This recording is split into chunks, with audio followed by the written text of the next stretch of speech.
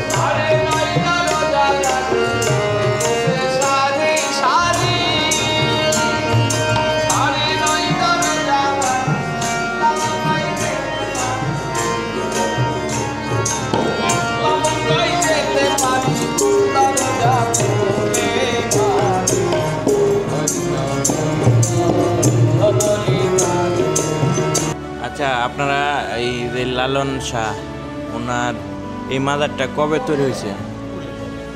অনেক আগে, অজ্ঞাত। এটি হচ্ছে লালন মিউজিয়াম। এই লালন মিউজিয়ামের প্রবেশ মূল্য হচ্ছে 10 টাকা। এই যে এটা হচ্ছে মিউজিয়াম। লালন যখন জীবিত ছিল তখনকার এই চিত্রটি। লালন ভক্ত শিল্পীদের আঁকা চিত্রকর্ম এটি। এখানে লালন ফকিরের এখানে ফটো গ্যালারি রয়েছে, অনেক সুন্দর। এটা হচ্ছে লালন শাহ গ্যালারি, সুন্দর। আর এটি হচ্ছে লালন ফকিরের হাতে থাকতো ওনার জুতা। এটা হচ্ছে ওনার পানি খাওয়ার জন্য। এটা হচ্ছে লালন ফকিরের একতারা। এগুলো নিয়েই উনি গ্রাম বাংলার সেই লালন গান এগুলো ধরতেন। এই লালন শাহ যে মিউজিয়ামটি, এটি কিন্তু অনেক সুন্দর। আপনারা কুষ্টিয়া আসলে এই গ্যালারিতে ঢুকতে মিস করবেন না। ধন্যবাদ এই কুষ্টিয়া জেলা প্রশাসক লালন শাহর স্মৃতিকে এত সুন্দরভাবে ধরে রাখার জন্য। কি গো কন্যা, তুমি কি লালন শাহর ভক্ত নাকি?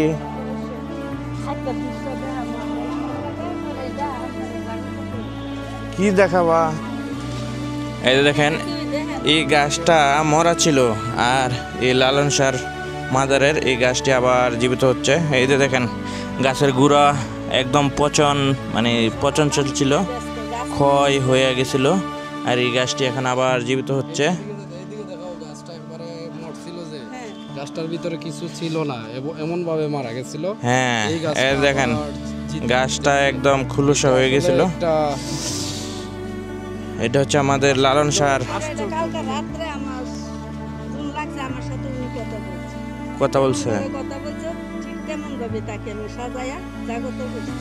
সাব্বাস। আমাদের লালন শাহ মাজার ভিজিট করা শেষ। এখানে অনেক পাগলের সাথে দেখা হয়েছে। সাথে ওই যে আমার সাথেই ছিল একটা পাগল। এই পাগল আজকে যা দেখাইলো তো বলতেছে, আপনি বাহিরে কেন, আপনি আমাদের গুরু, আপনি এখানে থাকেন। বলতেছে আপনার যে চুল, এই চুল তো আমাদের মাজারের সাথে যায়, আপনি আমাদের সাথে জয়েন দেন।